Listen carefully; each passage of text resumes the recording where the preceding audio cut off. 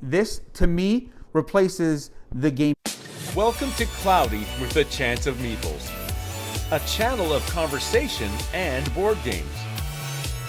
Hey, my name is Brent here on Cloudy with a Chance of Meeples. Today on the channel, we are going to be looking at a robot programming game in which we'll be trying to help either Penny, the robotic penguin, capture some flags on a ski slope, or Gizmo, a cat riding a Roomba vacuum cleaner picking up dust bunnies. We're going to be programming one of two little friendly robots, craziness, in Quirky circuits. This is a cooperative game, but there's a twist. It's a quirky twist, and that is we cannot talk. Let me show you how this one plays in the radar overview. Final forecast coming up. First, cue the thunder. So the radar overview for Quirky Circuits, a robot programming game in which you'll be working together to get either Gizmo, a cat on a vacuum cleaner, or Penny, a robotic penguin, to capture either all the dust bunnies or all of the flags on the snow hill. I'll show you a rough idea how to play this one. It comes with this book and it has 10 scenarios, and you will set it up how it shows you here. So in this case, you'll put a dust bunny on all of these locations that have the dust bunny logo. You will then take the cards respective to whichever critter you're playing. These are cards that are a little more random that come in further scenarios, so you can put those aside if you're doing the first one. And then they all have different movements on them. So move forward twice, move back, turn right, turn all the way around, turn left, things like that. For each character, it also comes with a card showing what the deck of cards for that character is all made of. So that's handy. You got 12 rounds to pick up all the dust bunnies and then make it back to the starting square. On the back of all these cards, I should show you, it shows you what is a little bit of information. So this is saying you're either moving forward or backwards. Doesn't tell you how many spaces or which one you're exactly going. In this case, you're moving forward one. So this one, you're either turning left, you're either turning right, or you are turning all the way around. So you have a little bit of information. Each round, there are no turns, although in the rules it says you can do just like turn-based. But typically there are no turns, and everybody just plays their cards without talking, trying to program this critter. So let's just say, someone puts a card here. We all know now that it's either moving forward or backwards, and the direction that Gizmo is, one would think they're moving to pick these up. Are they picking up all of them? Just the one? How far are they going? We don't know. Maybe someone thinks that, they moved all the way over here, so they're going to play a card, and hopefully Gizmo can turn to go pick up this one. And then someone plays another one, and then another one, and then let's say two more. As soon as there's a minimum 5 cards and everybody's played one, you will then, you have the option to stop and then review or resolve. So let's just see what would have happened. And this could very well be what could happen. So here we go, move one. Okay, well, they picked up one. Gizmo is now going to turn left. And then going to move one, turn all the way around, because again, you cannot talk, move one, and move one. Anytime Gizmo hits the wall, it'll automatically make a 90-degree left-hand turn. So that would be the end of the round. You didn't get very far as a team, but these cards would all be shuffled up and then put on the bottom of the draw pile. Depending on how many players are playing, you'll draw back up to your hand limit, and then you will start the next round moving the battery down. If you ever get to 0, you lose if you haven't picked up all the things you need to pick up and get back to the final square, or get back to the starting point. So that's in a nutshell how to play Gizmo. Let me show you a little bit on how to play Penny the penguin. So here we have it set up for Penny. She works very similar to Gizmo, but she's got a few other cards. These ones you'll put in later scenarios. She moves forward. She's got a slide ability. So anytime someone plays a card like this, she will move all the way until she hits a barrier, which is the black line, or if she ever hits one of these yellow arrows kind of going in the opposite direction she's going. That's kind of like a snow hill. She can come from here and slide all the way down, but she can't go backwards through that or over that. So that's pretty much what she has. She moves to the right more, but only a couple to the left. She spins around, and a lot of her movements are just a single one. And so, yeah, she's got a couple move back. And so that's in a nutshell how to play Quirky Circuits. I did sleeve these cards because you have to shuffle these cards virtually every round, because there's only, I think, 16 cards in one of these decks. So you got to shuffle it for sure every second round, depending on how many cards people are playing each round. And the quality on the cards for having to shuffle them so often is pretty thin. They didn't need to be linen finished, but they definitely are thinner, and so I highly recommend, if you're going to play this, to sleeve your cards. Sorry about the reflection if that caused any trouble, but that in a nutshell, as mentioned, is how you play Quirky Circuits. Now let's move on over and check out the final forecast.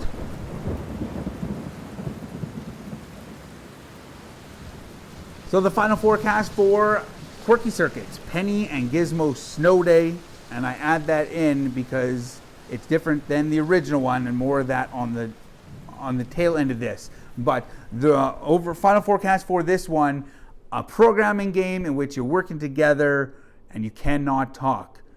If you saw that and read that and you don't like cooperative games, you may not like this game. Kind of like what you saw in the radar overview will give you a pretty good idea as to whether or not you're going to like this game or not.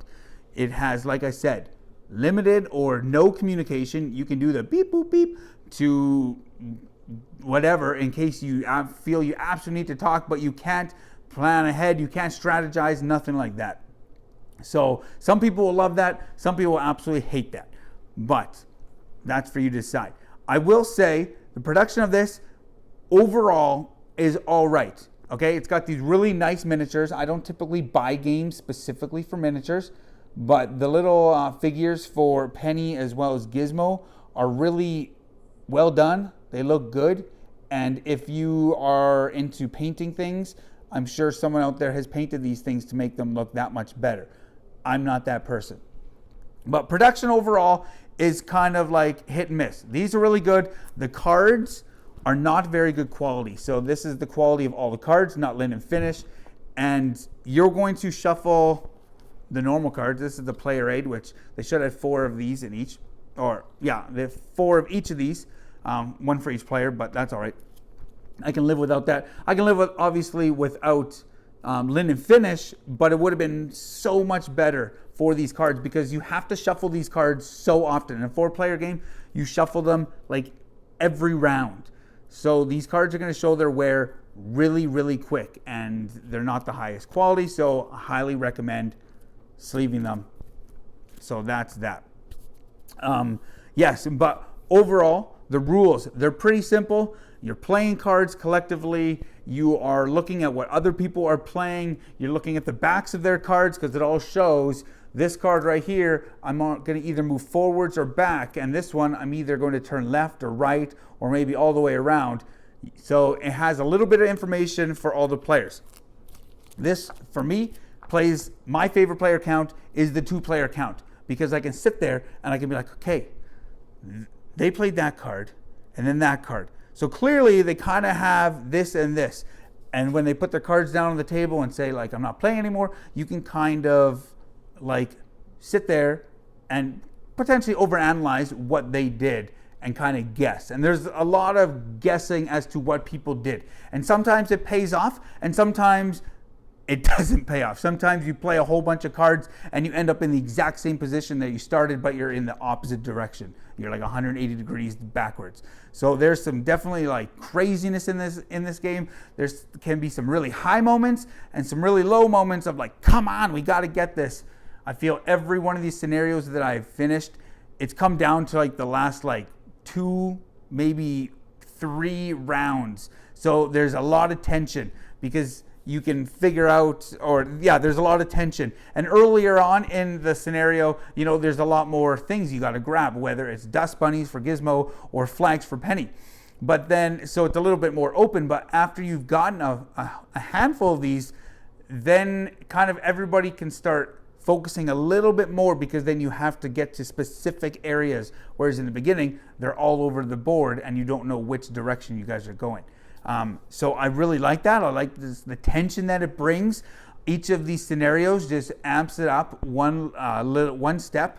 I haven't finished all 10 of them, and I've gotten stuck on a bunch of them in the middle, because as soon as you add in these quirky cards that you don't know, they're either moving forwards or backwards or turning or whatever it is, you don't necessarily know, it gets that much more challenging. So I really enjoyed this game.